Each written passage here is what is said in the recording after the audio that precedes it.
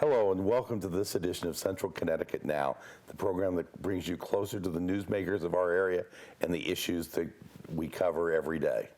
I'm Mike Schroeder, editor and publisher of the New Britain Herald and Bristol Press, and today my guest is Justin Muszynski. Justin, welcome aboard. Thanks for having me. Justin is our reporter on crime and law enforcement in Bristol. Justin, tell me what's going on. You know, we've had a number of incidents that you've been actively reporting on and covering for the papers. You know, we talked a little bit before we started. There was recently a pretty good robbery with a lot.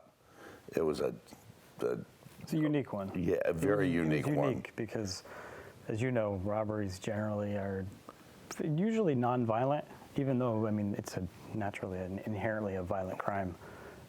But usually when people cooperate, give the money up, you know, no one generally gets hurt. But with this particular one, the clerk surrendered all the cash, and then for whatever reason, the suspect just kind of told him to get on the ground and kicked him in the face. Looked like he was going to leave, and then decided to kick him again right in the face, and he ended up going to the hospital. Yeah, he needed stitches for a cut above the eye, and this was right over at the E011 in Bristol on Riverside Avenue. Most of us have stopped one time or another just to pick up something. Oh yeah, yeah. And another thing that was a little unique was it's robbery. You generally get one person because you're not going to get too much money unless you're robbing a bank or something. But with this one, 7-Eleven after hours closes their doors, but they're still open, and it gives the clerk sort of a security blanket as to like. They lock the doors? They lock the door, yeah. Okay. It gives them the who's coming in, yeah. So with this one, just a normal looking guy comes up to the door, the clerk goes to let him in, opens the door, and out of nowhere, a second guy just comes storm right through the door, much larger stature, mask, hood on, and just takes out this, what the clerk described as like a 10, 12-inch blade. Oh my goodness. Yeah, and asks for the money, and the clerk is just terrified, you know, backs his way to the register, and then, like I said, gives up all the money and gets kicked in the face twice. Were they able to find these people? Not as of yet. I mean, this just happened, I want to say last Monday, so we're a week removed. Yeah. Usually if you don't find them like right on the spot, it's going to take a little bit. But there is some surveillance, so we, as you know, we put some of that out there. When you say a little, it takes a little while, what have you found is a normal length of time it is for the police to track down, if there is such a thing as normal? I would say at least a few weeks. I mean, generally more of a couple months. I mean, it's wow. When you don't find them right there, it's really hard because you might not have anything to go off of. Even with the surveillance and all that other stuff. Yeah, I mean the surveillance is great, but like I said, the main suspect, the one who was brandishing the knife, he had a mask on, hood over his head. It's really tough to identify somebody just based on the clothes they're wearing. But this is obviously a very unusual situation. We don't see this No. type of a robbery very often. Because like I said, I mean, when you do get a robbery, it's generally speaking, it's a drug-fueled thing. It's someone who just wants to get in, get some quick cash, and get out. And as a rule of thumb, usually people who are robbing others in that kind of fashion don't really want to be doing it. It's the addiction that's kind of telling them, I need the money, cash. and I'll get it however I need to get it. Yeah. But normally there's no interest in hurting anybody. Right. Just give me the money and we're all good. Right, and to be honest, I mean, I've been covering this for, 6 years now. I've heard of a lot of robbers who were the quote-unquote polite robber, who is, they're like, don't worry, I'm not going to hurt you. I'm sorry, I'm here. I don't even want to be doing this. Yeah. And this one, for whatever reason, I took a kick at him and then thinks about it and kicks him again, and it was like, wow. geez, that's really unnecessary. But the victim is okay? He is okay. He went to the hospital. I believe he was released later that day. Myself and Mike Arazi, our photographer, we were able to talk to him. He was really gracious about everything. Nice enough to show us the surveillance. Said, "Hey, what do you need to know? You know, anything you can do to help the police find these guys." And I think he even sent us like a selfie of his bloody face. I saw that. Yeah, like, he was a really great guy. It's always one of those things because I actually was involved a little bit in the presentation in the paper of the crime. Yeah. And when we take a look at a picture with blood on it, and we always ask ourselves, is this too too offensive? Right. And I think that this particular issue, I think we found it wasn't. Yeah, I mean, it wasn't an overwhelming amount of blood.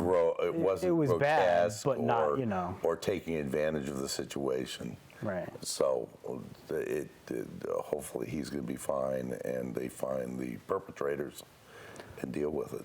Yeah, I mean, he was saying he was just happy that he was able to walk away and go home and see his wife and kids, because I'm sure in that situation, especially after all of a sudden violence comes up for no apparent reason, you've got to be thinking, am I going to walk out of here? Oh yeah, especially when the first kick comes in. Yeah. You don't want to see another one. But on the other hand, there was some decent news about a firefighter recently. We do have good news. Contrary to what everybody says, we do have good news. Yeah, that one was a couple weeks ago. A firefighter was off duty, a deputy chief, John Ziogas, and he's working out in a local gym, and all of a sudden someone who he didn't really know, he had seen the guy there before, supposedly just drops right to the ground, and his heart had stopped. And from everything the deputy chief told me, he's like, no one really knew what to do. And him being trained in CPR starts giving him chest compressions, says, hey, you over there, you call 911, get an ambulance, you grab the defibrillator, hook it up to him, telling him how to do it, all while giving him chest compressions. Where was this? This was at Planet Fitness. Oh, wow. Route 6 in Bristol, yeah. You hope to not see too many people in those kind of conditions in a health club. Isn't that the opposite of what we're expecting to see? Yeah, you would think. You're taking care of yourself, right? Yeah. But no, I guess the defibrillator did what it needed to do, gave the guy one shock, and his pulse came back. Medics showed up, and they told Mr. Ziogas, they said, if you weren't here, there's no doubt he'd be dead right now. I think I read that I think he was commended at a council meeting or something. I think it was a fire board meeting. Fire board, yep. And another interesting part of that is neither one of them were originally going to be at the gym at that time. The deputy chief, the firefighter, he had other plans. He was going to work out at another time. And the victim actually I think he was planning on going golfing that day. Oh, wow. Yeah, and that was another thing, because the firefighter was like, geez, if he was out in the middle of a golf course, I mean, because his heart stopped. Nobody would be able to get to him. He said by the time an ambulance got to the course, out on whatever hole he was on, I mean, it was really an interesting set of circumstances. And it's also part of asking the effectiveness of these mini defibrillators that are installed at various places. You see them on a wall, you say, it's like a fire extinguisher. It'll sit there for the next 20 years. Right. Until it's useless. Yeah. But this one, with the right person on the other end, was able to save a life. Pretty obvious. Yeah, I mean, you never think about them until you need them. And then, so yeah, kudos to Planet Fitness for having one of those. That's really good. Now, you have been having to deal with a lot of changes in your beat with the closure of the courthouse in Bristol, moving all of that action over to New Britain. Mm-hmm. And so we've got both New Britain and Bristol areas adjudications going on in New Britain now. Right. What has that meant for Bristol? Well, for Bristol, the city, I know it's I think it's like somewhere around $140,000 lost in rent. Mm.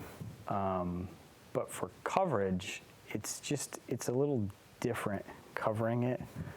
I mean, there's pros and cons from the perspective of the paper. I mean, all the most serious matters that came out of Bristol were already transferred to New Britain. So from our perspective, it allows us to follow those cases closer. But one of the issues that comes up is if there's live news going on in Bristol, I'm 10, 15 minutes away. Yeah. You know. 10, 15 minutes is a lot of time these days. Oh, yeah. I mean, when you're covering breaking news, that's a lifetime. That's, 15 minutes to get to a fire. Your flames are out, everything is done. Now, are they having to transport people from Bristol for court dates in New Britain now? Yep, and same thing with Plainville, Southington, and Plymouth. They all have to bring all their prisoners to New Britain, at least for the first court appearance. And that seems to have taken, that must take more time than it used to. Oh, I would imagine. So, yeah, I know Bristol recently purchased, I think they had to purchase some kind of a van for prisoners and make all the modifications necessary to make it fit for prisoner transport. Where do they house prisoners in Bristol now? In Bristol, there's a lockup area right at the police department. I want to say 4 or 6 cells, something like that. And then the courthouse, from what I've been told, there's a whole huge lockup area in the basement. It always seems to be in the basement. So, are there very many cases that fit that criteria? That there are people here that have dates in New Britain? Oh yeah, I mean, if you're arrested in any of our, like I said, Bristol, Plainville, Plymouth, Southington, I mean, you have to appear in New Britain, and if you're being held on bond, that's up to police to get you there, obviously. So yeah, it's definitely, it's not just different for me. I'm sure it's different for everyone. Give us an idea of how many cases there are, how many people it involves. Basically your normal day at the courthouse kind of thing. In Bristol, there was maybe anywhere from like 100 to 150 cases on the docket every day. 100 to 150? Yeah, somewhere around there. My goodness.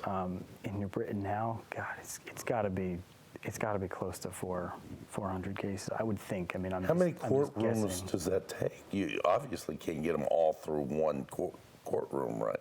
There's 2 main courtrooms, and then there's, I mean, for criminal matters anyway, there's 2 main courtrooms, and then there's a bunch of other courtrooms throughout the courthouse. But generally speaking, most cases are handled through those 2.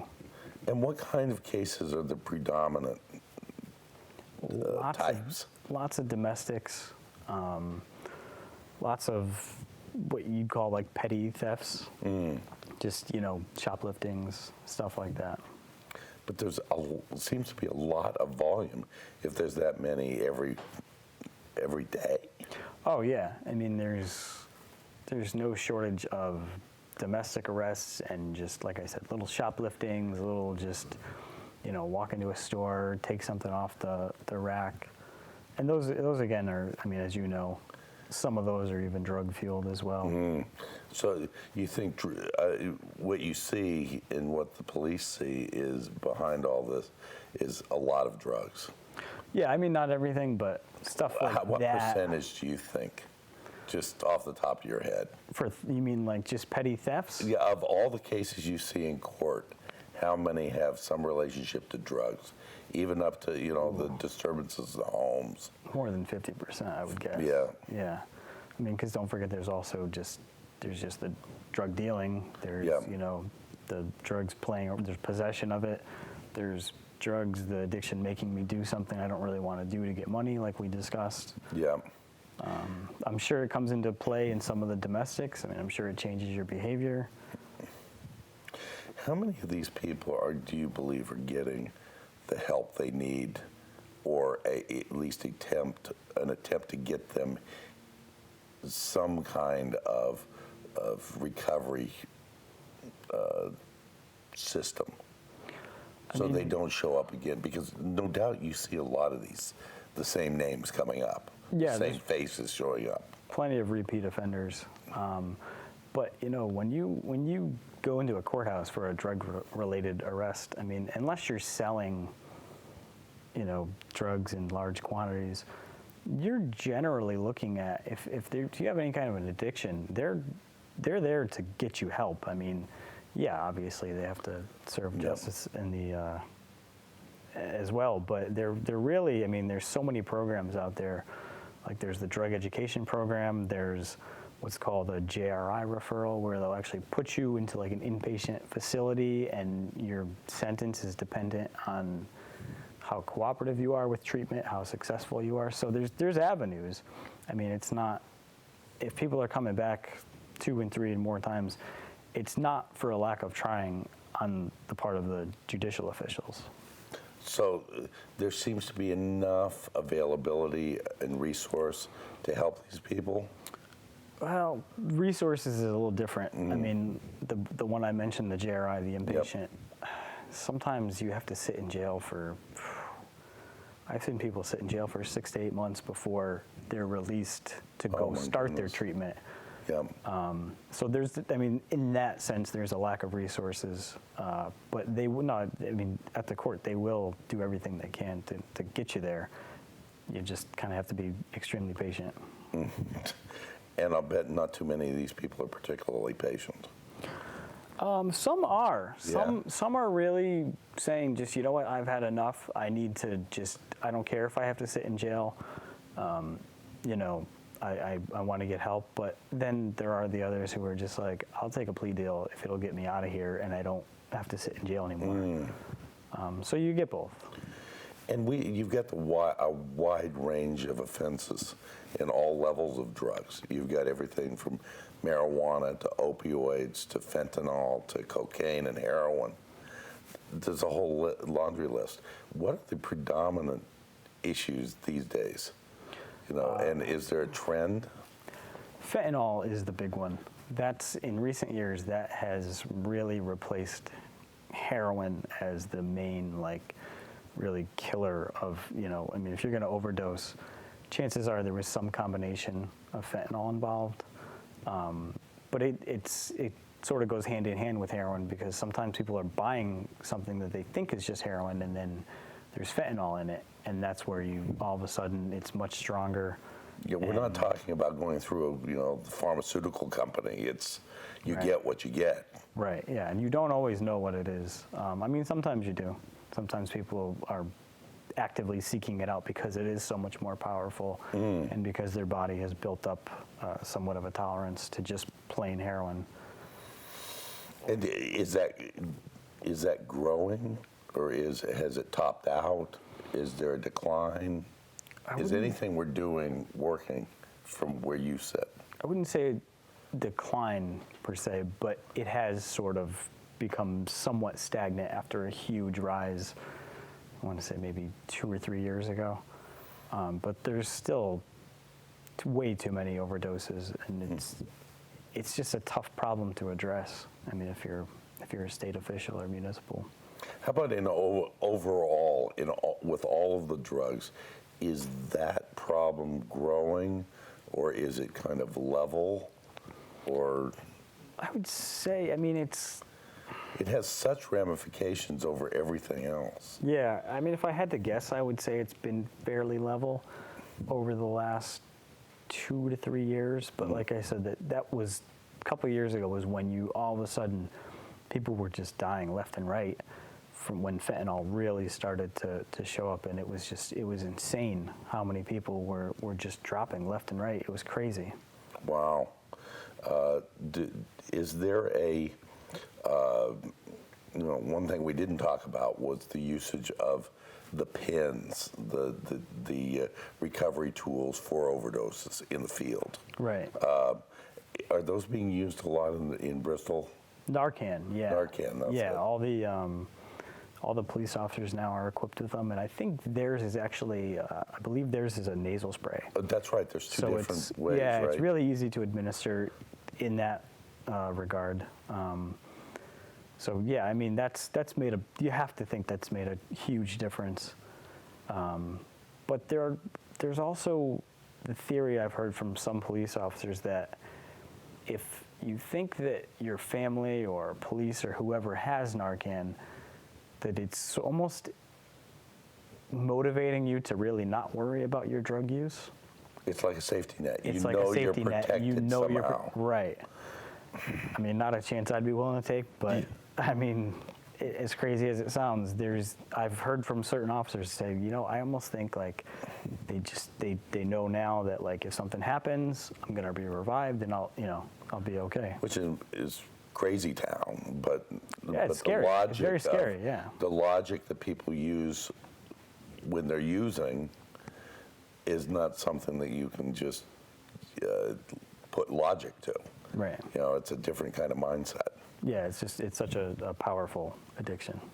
Are there any other primary issues that the police are dealing with these days that have grown to a level of more than just importance, I guess? I mean, what are they not dealing with? Is it more violent now, less violent than when you first started 6 years ago? Bristol specifically, yeah, I've heard of less, well, I should say that, fewer violent incidents in public anyway, like just your random, like the robbery we talked about. Right. Seems like there's been fewer of those.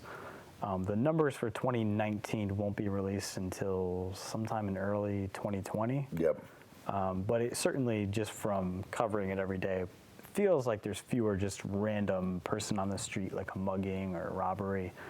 But just pure violence, I mean, with domestics, those are hard to count because there's just so many of those. I guess there's one other thing that we didn't talk about earlier, are there areas of town that has any of that changed, where there are certain areas, this is going to be a little bit tougher area. You're going to see a little bit more police activity, a little more drug-related stuff going on. Yeah, well, in Bristol, it's always the downtown area, as you know. Yeah. I mean, I don't know if 7-Eleven is considered in the West End, but it's certainly, it's right there if it's not technically there. So yeah, if you're looking for drug use or a possible mugging or something, that's presumably where it would generally happen in Bristol. Has it changed to any? Like I said, same old tough areas, same old areas you don't have to worry about. I would assume the areas seem to me to be the same, but like I said, just off the top of my head, it certainly appears as though fewer incidents. Well, and then we have the white collar stuff. We're Right. talking about that. We were talking earlier about the Friends of Fisher House embezzlement. Right. Kevin Creed, the Bristol attorney. We've had a few attorney-related malfeasances going on over the last year, right? Right. Jody Zilsgag was, God, what was she? She was taking money from clients. Yeah. And just, I don't think to this level, though. Kevin Creed, he embezzled, over $1 million from a group that he started, I believe it was called Friends of Fisher House, Connecticut, which was supposed to help Fisher House, which, as you know, does work with military veterans who are recovering from injury. And right now, in that case, it's kind of interesting. The judge is trying to decide who is legally a victim. I mean, obviously, the Fisher House Foundation is clearly a victim because that money was supposed to go to them. But they're trying to decide now, is anyone who donated a victim? Are the veterans and military members who may have gotten access to services, are they victims? And in the federal system, that really makes a difference because their sentencing guidelines are more scientific, a little more technical than like the state level. And if a judge makes a finding that all those people, yes, legally are considered victims, it could raise what's known as like the point system when you're looking at a sentence. We've certainly seen that you cover everything from violent stuff to the white collar stuff. And we'll certainly be following that up. You can see that in the paper as we continue to cover that case. Yep. But it's been a pleasure having you with us, Justin. Oh, thank you. Thanks for being here. No problem. And thank you for watching us again this week on Central Connecticut Now. We'll see you with our next show in the next couple of weeks.